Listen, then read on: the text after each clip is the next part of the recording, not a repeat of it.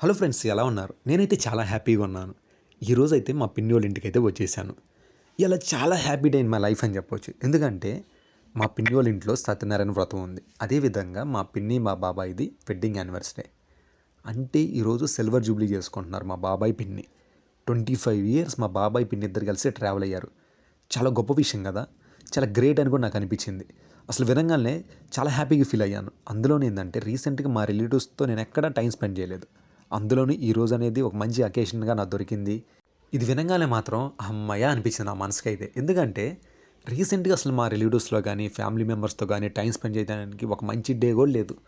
అప్పుడెప్పుడో మా మామయ్య వాళ్ళ ఇంట్లో ఫంక్షన్ అయితే కలిసాం. ఇంక మరలా ఈ మధ్య కాలంలో అయితే ఎక్కడ కలిసింది లేదు. కానీ ఫంక్షన్ అయితే చాలా బాగా జరిగింది. ఎర్లీ మార్నింగే పూజ, సత్యనారాయణ వ్రతం. అసలు ఒక మంచి పాజిటివ్ వైబ్రేషన్ అయితే ఇంట్లో వచ్చేసింది. మేమందరం ఎర్లీ మార్నింగే లేసేసి, స్నానాలు చేసి, నీట్‌గా అయితే పూజలైతే పద్ధతిగా కూర్చున్నాం. ఇంక బాబాయ్, పిన్ని గాని, మా సిస్టర్స్ గాని అందరూ చాలా కష్టపడ్డారు. ఎందుకంటే ఎర్లీ మార్నింగ్ పూజ, అన్నీ సర్దుకోవాలి గదా! అందులోను గూడా రిలేటివ్స్ ఎక్కువ మంది వస్తున్నారు.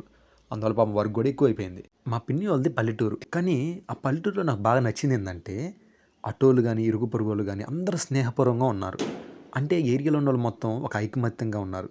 అదైతే నాకు బాగా నచ్చింది. అంటే ఫ్రెండ్‌షిప్ అనేది ఎక్కువుందక్కడ. అంటే మా సైడ్ అంతగా లేదు. కానీ అటు సైడ్ అయితే చాలా బాగుంది. ఫైనల్‌గా అయితే మీల్స్ అయితే వచ్చేసినాయి. భోజనాలైతే టేస్ట్ అయితే సూపర్ ఉంది. భోజనాలు గూడా ఎక్కువ మందికి చెప్పలేదు. ఎందుకంటే రిలేటివ్స్ వరకే చెప్పుకున్నారు. ఒక 100 మెంబర్స్ వరకైతే చెప్పుకున్నారు. ఇవి కూడా బాగా కుదిరినాయి.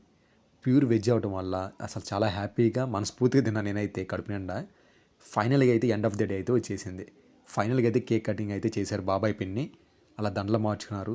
అందరం కలిసి అయితే మంచి మంచి ఫోటోలైతే దిగేసాం. చిన్న పిల్లలైతే డాన్స్ కూడా వేసేశారు. ఫైనల్‌గా అయితే ఈ విధంగా డే అయితే ముగిసింది.